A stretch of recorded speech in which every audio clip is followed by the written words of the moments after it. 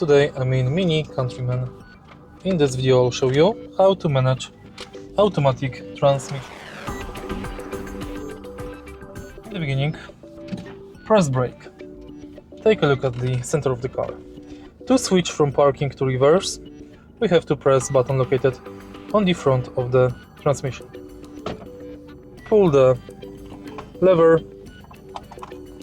to enable reverse gear. To switch from reverse to neutral, simply pull the lever.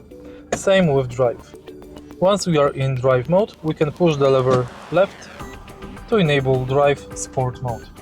In drive sport mode, you can change gears via paddles.